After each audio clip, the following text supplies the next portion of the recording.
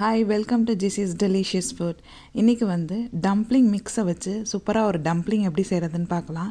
இது சவுதி அண்ட் துபாயோட famous sweet recipe. 1 packet ஃப்ளாரில் நான் வந்து ஹாஃப் தான் யூஸ் பண்ண போகிறேன் இன்றைக்கி. அதே மாதிரி அந்த சின்ன பேக்கெட்டில் வந்து ஈஸ்ட் இருக்குது. இந்த ஈஸ்ட் போட்டு அதை புளிக்க வைக்கணும். இதுலேயும் நான் பாதி யூஸ் பண்ணிக்கிறேன்.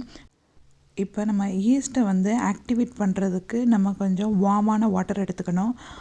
இப்போ ஈஸ்ட்டை வந்து கொஞ்சமாக வார்ம் வாட்டர் ஆட் பண்ணி ஆக்டிவேட் பண்ணி அதுக்கப்புறம் ஃப்ளாரில் சேர்க்கலாம். இப்போ நான் வந்து அப்படியே ஃபுல்லாகவே சேர்த்துருக்கேன். ஃப்ளாரில் ஃபஸ்ட்டு ஈஸ்ட்டை போட்டு நல்லா மிக்ஸ் பண்ணி விட்டு அதுக்கப்புறமா வந்து நான் வந்து சுடு தண்ணி எடுக்கக்கூடாது, வார்மாக இருக்கணும் வாட்டர். அதை வந்து 1 கப்பு வார்ம் வாட்டர் எடுத்து நல்லா போட்டுக்கிட்டேன். அந்த பேக்கெட்டில் வந்து 2 கப் ஆட் பண்ண சொல்லியிருக்காங்க 1 பேக்கெட்டுக்கு. நான் வந்து ஹாஃப் பேக்கெட் யூஸ் பண்ணனால 1 கப்பு தான் வார்ம் வாட்டர் யூஸ் பண்ணியிருக்கேன். இதை நல்லா மிக்ஸ் பண்ணி விட்டு லம்ஸ் இல்லாமல் நல்லா மிக்ஸ் பண்ணி விட்டு க்ளோஸ் பண்ணி வைங்க. இப்போ ஒரு 45 மினிட்ஸ் ஆயிடுச்சு. நல்லா பொங்கி வந்திருக்கு, பபிள்ஸ்லாம் வந்திருக்கு. இதை அப்படியே நம்ம வந்து எண்ணெயில் போட்டு ஃப்ரை பண்ணி எடுக்க வேண்டியதான். ரொம்ப ஈஸியான ஸ்வீட்டு, ரொம்ப டேஸ்ட்டாகவும் இருக்கும்.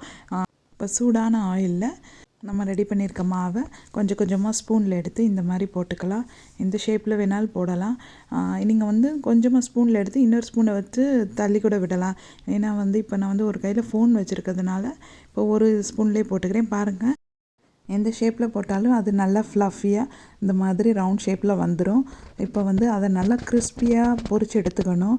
அப்போ தான் வந்து இந்த டம்ப்ளிங் நல்லாயிருக்கும். அந்த கிறிஸ்பி பார்ட்டு ரொம்பவே டேஸ்ட்டாக இருக்கும். இப்போ ஒரு ஸ்பூன் ஹனி எடுத்து நான் அப்படியே மேலே போட்டுக்கிறேன்.